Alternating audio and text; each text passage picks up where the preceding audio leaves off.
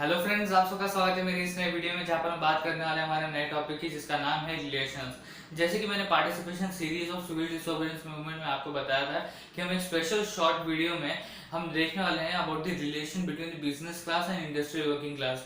तो आज इस वीडियो में वही देखने वाले हैं about the relation between industrial working class and business class, और उसके साथ हम देखेंगे कि इनकी सिचुएशंस क्या थी जिसके ऊपर से इन्होंने डिमांड किया, एंड उसके साथ हम उनके रिलेशन कंपेयर करने वाले विद दी कांग्रेस, उनके साथ लिंक करने वाले हैं। किसके साथ? कांग्रेस के साथ। मतलब ये देखेंगे कि कांग्रेस के रिलेशंस कैसे थे with the business class, and उसके बाद देखेंगे उनके रिलेशंस कैसे थे विद इंडस्ट्रियल वर्किंग क्लास। तो वही देखने वाले हैं आज इस वीडियो में। तो चलिए शुरू करते हैं।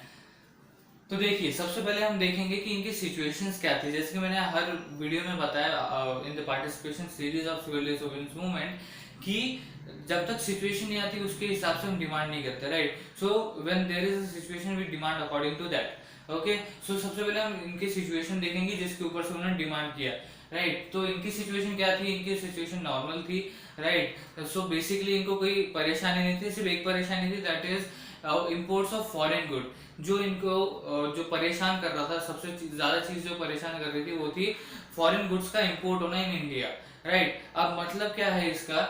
उनका कहना था कि जब तक ये इम्पोर्ट होता रहेगा फॉरेन गुड्स का, तब तक हम अपना बिजनेस एक्सपेंड नहीं कर पाएंगे। और बेसिकली इसके पीछे आइडिया क्या था कि इनका इंपोर्ट बंद हो गया फॉरेन गुड का इन इंडिया, तो ऑटोमेटिकली ब्रिटिश गवर्नमेंट जो है वो अल्टीमेटली चली जाएगी, राइट। सो उनका ये एक गोल था, राइट। सो उनका बेसिकली गोल क्या था? To expand their business, to give the business interest in every mind. Okay, all over the India, वो हम ऐसा कह सकते हैं कि ऑल ओवर इंडिया वो अपना बिजनेस एक्सपैंड करना चाहते थे। अब उन्होंने क्या क्या किया? अपनी डिमांड, उनकी डिमांड क्या थी? अपना बिजनेस को एक्सपैंड करना है, and they wanted protection against the import of foreign goods. Okay, so उन्होंने क्या क्या किया? उन्होंने सबसे पहले तो ऑर्गेनाइजेशन फॉर्म करना स्टार्ट कर दिया, लाइक फीकी हो गया वगैरह, सब कुछ बताया था मैंने बिजनेस क्लास के पार्टिसिपेशन वीडियो में। तो वो सब कुछ फॉर्म करना स्टार्ट कर दिया। देन जो कॉलोनियल पॉलिसीज थी, जो बिजनेस एक्टिविटीज को रिस्ट्रिक्ट करती थी, उसे भी अपोज करना स्टार्ट कर दिया, उसके ऊपर रिएक्ट करना स्टार्ट कर दिया। तो ऐसी कुछ चीजें की उन्होंने to accomplish their, to achieve their demand. Okay, so इतना पता चल गया इनकी सिचुएशन क्या थी। इनकी सिचुएशन बड़ी नॉर्मल थी, बट इनको एक डेंजरस सी सिचुएशन लग रही थी, दैट इज कि वो जो इंपोर्ट हो रहा था फॉरेन गुड्स का, वो रोक देना चाहिए, जिससे अल्टीमेटली ब्रिटिश गवर्नमेंट चला जाएगा इंडिया से, और उसके बाद हम अपना बिजनेस एक्सपैंड कर पाएंगे। सो वही एक कांटा लग रहा था उनको कि ये कांटा चला गया तो हम अपना बिजनेस एक्सपैंड कर पाएंगे, राइट। सो इनके सिचुएशन के बारे में देख लिया। अब इनकी सिचुएशन के बारे में देखते हैं। इनकी सिचुएशन एंड डिमांड्स देख लिया, तो अब इसकी तरफ बढ़ते हैं। तो इंडस्ट्रियल वर्किंग क्लास की सिचुएशन कैसी थी? इनको बहुत ज्यादा काम करना पड़ता था कि किसके अंडर? बिजनेस क्लास के अंडर। और इन्हें आप क्या कह सकते हैं? इंडस्ट्रियल ओनर्स भी कह सकते हैं। तो आप ये भी कह सकते हैं कि इंडस्ट्रीज भी ग्रो करना चाहते थे in all over India. So industrial owners, that is business class के under industrial working class work करती थी, और इनको बहुत ही ज्यादा काम करना पड़ता था। और इनकी जो वेजेस थी, वेजेस मतलब इन सेंस व्हाट, सैलरी, इनकी जो सैलरी थी वो बहुत ही कम थी। मतलब बहुत ज्यादा काम कर रहे थे पर उसके जो वेजेस मिल रहे थे वो बहुत ही कम थे, राइट। ये बात समझ में आई। तो इनकी ये सिचुएशन थी। तो हमने देखा उसके ऊपर से उन्होंने डिमांड क्या किया, दैट इज कि जो वेजेस हैं वो बहुत ज्यादा बढ़ जाने चाहिए। बहुत ज्यादा इन द सेंस जितना वो काम कर रहे उतना बढ़ जाना चाहिए, या तो वेजेस को बढ़ाओ और वर्किंग आवर्स को, जो इंडस्ट्रियल वर्किंग आवर्स है, उसे कम कर दो। ये दो चीजें उन्होंने करने बोली थी, राइट। सो अब जैसे कि इन्होंने किया, इन्होंने फीकी बनाया, ऑर्गेनाइजेशंस बनाए, देन जो कॉलोनियल पॉलिसीज थी, जो बिजनेस एक्टिविटीज को रिस्ट्रिक्ट करती थी, उसे अपोज करना स्टार्ट कर दिया।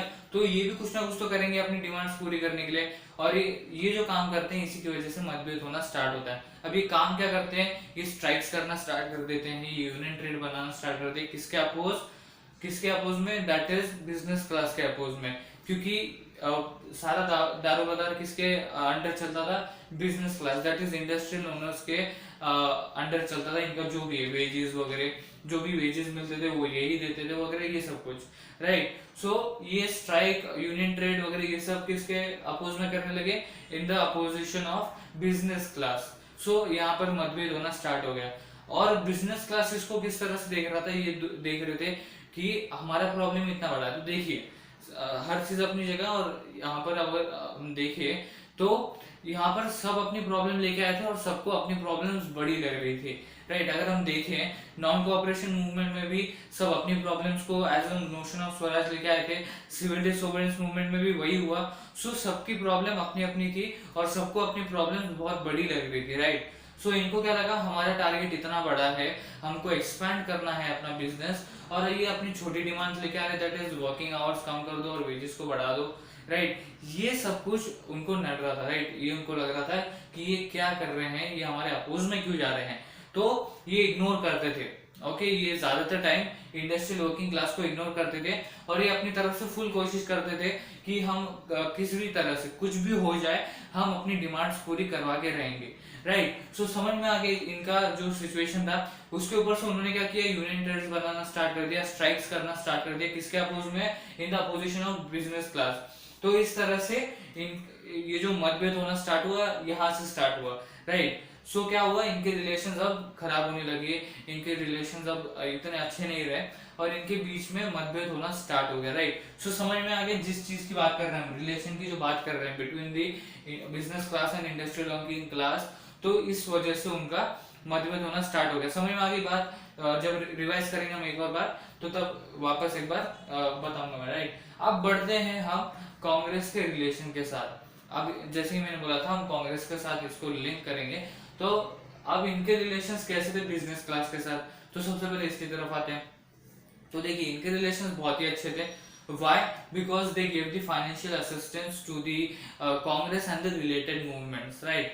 So ऐसा नहीं था कि कांग्रेस ऐसी खा रहा था उनके पैसे, खा रहा है इन सेंस मतलब ये फाइनेंशियल असिस्टेंस दे रहे थे और अपने मतलब के लिए यूज कर रहे थे, ऐसा कुछ नहीं था।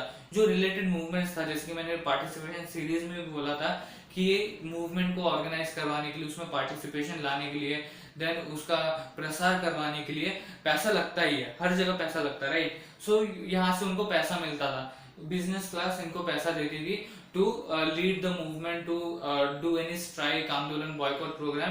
तो जो भी प्रोग्राम होता था उसके लिए बिजनेस क्लास देती थी इनको फाइनेंशियल असिस्टेंस, राइट। और वो सपोर्ट भी करने लगे थे सिविल डिसोबीडियंस मूवमेंट को, डायरेक्ट सीडीएम को, राइट। सो इनके साथ इनके सपोर्ट बहुत ही अच्छे थे।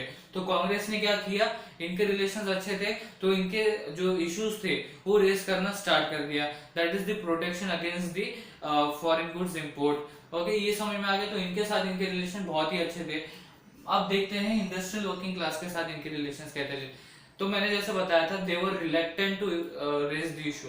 अब पहले देख लेते हैं कि रिलेशन कैसे थे। इनके रिलेशन बिल्कुल भी अच्छे नहीं थे, राइट। वाई? बिकॉज उन्हें लगा कि यहाँ पर सपोर्ट देने जाएंगे तो यहाँ से सपोर्ट चला जाएगा, राइट। अब देखिए इनकी डिमांड्स भी अच्छी थी, दैट इज रीजनेबल थी, दैट इज कि आप जितना वर्किंग आवर रख रहे हो उतना वेजेस भी तो देना चाहिए। मतलब वर्किंग आवर इधर है, आप वेजेस दे रहे हो इतना, तो आधे में हो गया वो सब कुछ, राइट। सो इनकी डिमांड्स क्या थी, या तो आप उतने भी बराबर वेजेस दो, या तो वेजेस ज्यादा कर दो और वर्किंग आवर्स कम कर दो। तो ये बेसिक सा डिमांड था। बट ये डिमांड रेस करने के लिए वो रिलेक्टेंट थे, दे वर अनविलिंग। वो नहीं चाहते थे कि इनकी डिमांड्स रेस की जाए with in the Congress. Why? Because उनको लगता था कि अगर हमने इनकी इश्यूज को रेस किया तो यहाँ से सपोर्ट चला जाएगा, बिजनेस क्लास जो अपसेट हो जाएगा और उनको एलिनिएट होगा, वो दे वुड बी एलिनिएटेड। एलिनिएट मतलब वो हट जाएंगे, वो सपोर्ट नहीं देंगे अपना। तो सपोर्ट नहीं देंगे तो मूवमेंट, स्ट्राइक्स, आंदोलन के लिए कहाँ से पैसा आएगा। सो यहाँ से पैसा आता था तो यही चले गए तो मूवमेंट वगैरह हो पाएंगे नहीं, डिफिकल्टी फेस होगी। आएगा मूवमेंट भी होगा वगैरह, बट उसमें डिफिकल्टी फेस करना पड़ेगा। तो without difficulty they wanted that यहाँ से पैसा आ रहा है, अच्छी बात है, मूवमेंट ऑर्गेनाइज हो रहा है, ये सब कुछ हो रहा है, अच्छी बात है। सो ये यहाँ से सपोर्ट नहीं खोना चाहते थे, ये जो बिजनेस क्लास का सपोर्ट था ये नहीं खोना चाहते थे, इसलिए यहाँ पर उन्होंने डिमांड्स रेज नहीं की, राइट। सो ऐसे थे relations with industrial working class and business class. इनके साथ रिलेशन कैसे थे, बहुत अच्छे थे। और इनके साथ रिलेशन कैसे थे, इग्नोरेंस वाले रिलेशन थे, मतलब इनको इग्नोर करते थे, ये भी इग्नोर करते थे, ये भी इग्नोर करते थे। तो बेसिकली देखा जाए तो जब पुअर पीसेंट्री का आया, देखिए रिच पीसेंट्री और पुअर पीसेंट्री से एक बार लिंक करके देखते हैं। जब रिच पीसेंट्री थे तो उनका सपोर्ट बहुत था, वो सपोर्टिव थे, वो लोगों को फोर्स करते थे to come in the program, आपको अगर याद होगा तो। सो उनके साथ बहुत ही अच्छे रिलेशंस थे, राइट, क्योंकि वहां से भी कुछ ना कुछ तो फायदा आ रहा होगा, नहीं तो बहुत सपोर्ट मिल रहा होगा, राइट, ऐसा कह सकते हैं हम, राइट। सो बहुत ही ज्यादा सपोर्ट मिल रहा होगा। तो इसी वजह से उनको बहुत ज्यादा उनकी इश्यूज को रेस किया। और दूसरी तरफ क्या हुआ, पुअर पीसेंटर को इतना ज्यादा सपोर्ट नहीं दिया, पुअर पीसेंटर की तरफ ज्यादा ध्यान नहीं दिया। उसी तरह से यहाँ पर क्या हुआ, इनको बहुत सपोर्ट किया, इनके इश्यूज को रेस किया, पर इनकी तरफ ज्यादा ध्यान नहीं दिया, इनके डिमांड्स को इतना रेज नहीं किया, मतलब रेज ही नहीं किया। अगर रेज कर देते तो यहाँ से सपोर्ट चला जाता। समझ में आ रही बात, राइट? सो इस तरह से पूरा ये टॉपिक था। अब एक बार रिवाइज कर लेते हैं, बहुत ही इजी टॉपिक था। तो इनकी सिचुएशंस क्या थी, दे वांटेड मतलब they wanted to expand their business, तो उसी हिसाब से उन्होंने डिमांड किया। इनकी सिचुएशंस क्या थी, दैट इज कि बहुत ही ज्यादा काम करना पड़ता था और वेजेस बहुत कम थे। सो उस तरह से उन्होंने डिमांड किया। बट इनकी डिमांड क्या थी कि वेजेस ज्यादा बढ़ाया जाए और जो वर्किंग आवर्स है वो कम किए जाए। पर इनको इतनी रीजनेबल डिमांड नहीं लगती थी, उनको लगता था जो हमारा टारगेट है वो बहुत बड़ा है, इस तरह ये छोटी मोटी डिमांड्स पर हम ध्यान नहीं दे सकते, राइट? उनको ऐसा लगने लगा था, राइट? सो इसकी वजह से वो इग्नोर करने लगे इनको, और ये अपनी तरह से स्ट्राइक, यूनियन ट्रेड वगैरह, मतलब एक बार आप अगर डिमांड करते हो तो एक बार अगर इग्नोर करते हैं, 2 बार करेंगे तो उसके बाद हम अपोज करना स्टार्ट कर देंगे। तो इन्होंने भी अपोज करना स्टार्ट कर दिया, किसको? बिजनेस क्लास को, राइट? सो बिजनेस क्लास को अपोज करने लगे, और कांग्रेस की बिजनेस क्लास के साथ, क्योंकि यहाँ से फाइनेंशियल असिस्टेंस मिलता था, फाइनेंशियली यहाँ से सपोर्ट मिलता था, और अगर ये इनके साथ जुड़ जाती तो यहाँ से सपोर्ट चला जाता, राइट? ये बात समझ में आ रही है? तो कांग्रेस के रिलेशंस इनके साथ अच्छे थे और इनके साथ इतने नहीं थे, बिकॉज इनको सपोर्ट देते हो यहाँ से सपोर्ट चला जाता, राइट? सो इस वीडियो में हमने क्या देखा, about the relation between the business class and industrial working class, और उसी के साथ हमने लिंक करते हुए कांग्रेस के रिलेशन देखे with the business class and industrial working class. I hope you understood the topic. इसके बाद आपको सिर्फ 3 चीजें करनी है, that is like and share my video and subscribe my channel Gyan classes, and thank you for watching this video friends.